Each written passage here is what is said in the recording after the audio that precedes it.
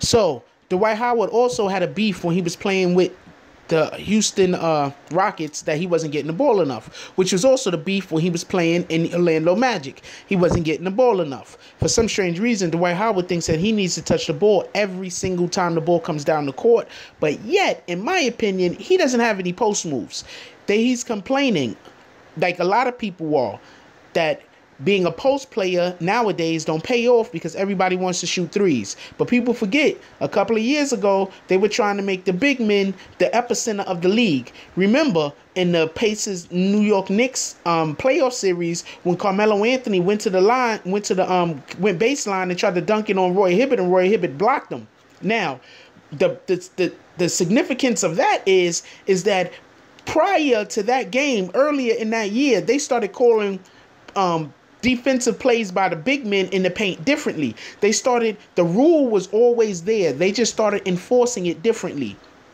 They started allowing for the bigs to actually jump straight up in the air and not get called for a foul. When prior to that, when the bigs, even when they jump straight up in the air, sometimes they get called for a foul, sometimes they wouldn't, but most of the time they would get called for the foul.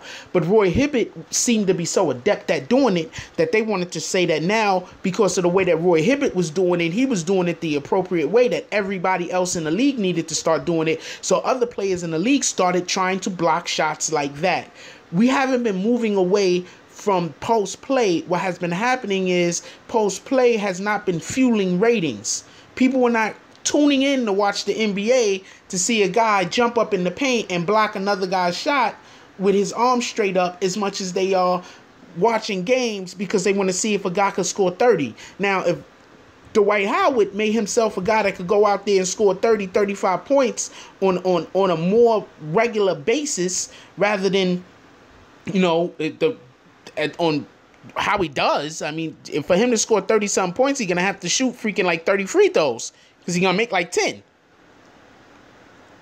So, once again, this is somebody that's delusional.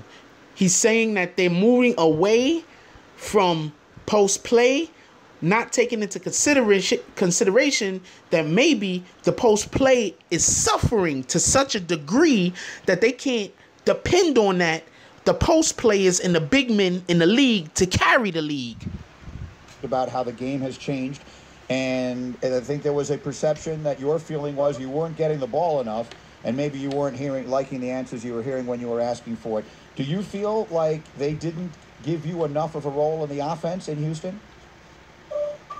No doubt. I know what I've been capable of, and I know what I can bring to a team. I've done it, for 8 years in Orlando, and it wasn't like I came in asking for the ball every possession. So I don't want anybody to think that I'm a selfish type of player. But I understand that sometimes in order to win, you have to be able to have an inside attack, shooting the three. It can really, spread the floor and help teams out, but also having somebody that can be effective, on the low block or just in the paint can really, do damage to a team. Now, what he just said is absolutely correct. You need to have someone who can score from the inside and someone who can score from the outside, and preferably more than one of these people on your team at a time. He's absolutely 100% correct. But the problem is he thinks he's a legitimate post threat. He's not. He's not a legitimate post threat. If you throw him the ball 5 times, he might get 2. That's not a legitimate post threat. A legitimate post threat is we're going to throw that ball to you 5 times. You're going to get 3 or 4. And I'm talking about one-on-one situations. I'm not talking about doubling situations. Because if you double, you gotta kick the ball out if you can't get to a spot. That has to do with basketball IQ. But we're talking about one-on-one situations. You throw the ball to a big who's supposed to be a threat in a one-on-one situation. Freaking 5 times, he should score 3.5 of those 5 times. It should be a basket.